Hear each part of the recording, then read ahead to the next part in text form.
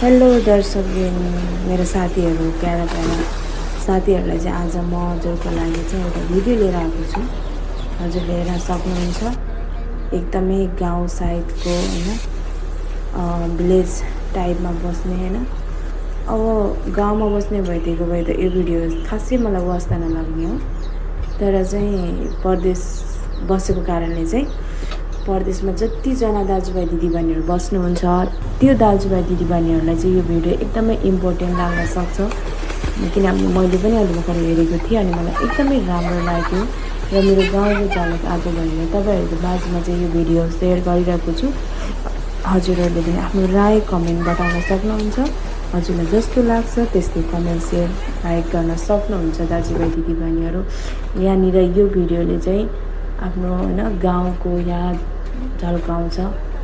अनि हेर्नु न कस्तो राम्रो आमाले पकाइराख्नु भएको छ हैन, खाइराख्नु। अब खानको लागि बच्चाहरू खेलेर आउँछ भनेर चाहिँ पकाइराख्नु भएको छ हैन। जसरी बालापनमा चाहिँ तपाईँ र हामीहरू एकदमै हिँड्थ्यो नि त, बाहिर खेल्न जाने डुल्न जाने हैन।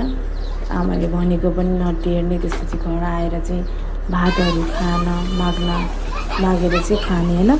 यस्तो टाइममा चाहिँ बचपनको टाइममा चाहिँ एकदमै रमाइलो हुन्थ्यो साथीहरू हैन।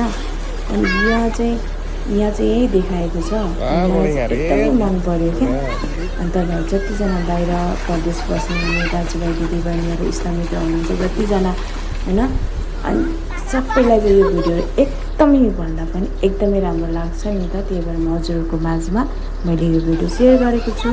हेर्नु न, अनि पछाडि सानसाना घरहरू छन्, बजाएर पौडी खेलिरहेको छन् हैन। मलाई एकदमै बचपनको याद आयो।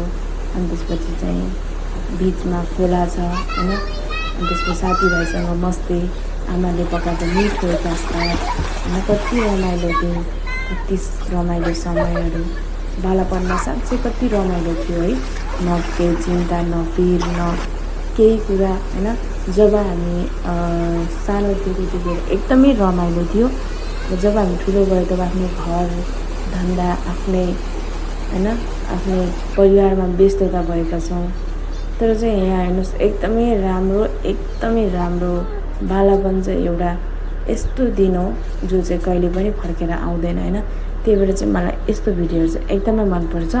हजुर यस्तो भिडियोहरूको यदि मनपर्छ भने म फेरि अर्को टाइममा पनि यस्तो भिडियोहरू लिएर आउनेछु। हजुरहरूले आफ्नो कमेन्ट राय बताउन सक्नुहुन्छ दाजुभाइ दिदीबहिनीहरू। अनि यहाँ चाहिँ एकदमै राम्रो छ नि, ठाउँहरू पनि